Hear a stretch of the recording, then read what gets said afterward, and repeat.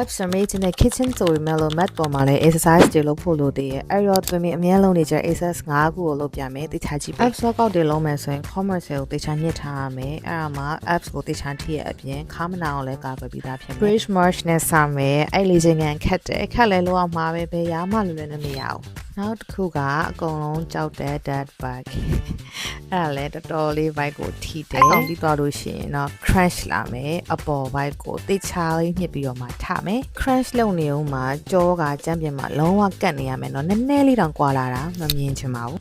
ပြီးရင်တော့ knee tap လုပ်ပါမယ်ကြည့်ရင်တော့ဟေးဘာမှလည်းမဟုတ်ဘူးလွယ်လွယ်လေးလုပ်နေရလို့ထင်ရပေမဲ့မလွယ်ပါဘူးလုပ်ကြည့်ပါအရန်ခတ်တာကိုတွေ့ပါလိမ့်မယ် apps ကိုညှစ်ပြီးတိချာလုပ်တဲ့ဆိုရင်တော်တော်ကိုထိပါတယ်တော်တော်လည်းခတ်ပါတယ်နောက်ဆုံးအဆုံးတက်မှာတော့ဒီလိုမျိုးတမိုင်းရောအပေါ်လည်းမထားအောက်ကိုလည်းအရန်ကြီးလျှော့ကြနေပဲနဲ့ commerce ကိုတေချာညှစ်ထားတဲ့ပုံစံအမှန်လေးနဲ့ blank ကိုကြာနိုင်တဲ့လောက်ကြာထောက်ပါမယ်ရတဲ့လောက်ပေါ့နော်ဒါငါးခုလုံးပြီးသွားရင်တော့အရန်ပြန်မှန်းသွားပြီမလို့ခဏလေးနားမယ်နားပြီးရမယ်နောက်ထပ် round များဘယ်လောက်သွားနိုင်မလဲသွားနိုင်တဲ့လောက်ဆက်ပြီးတော့လုပ်ပါ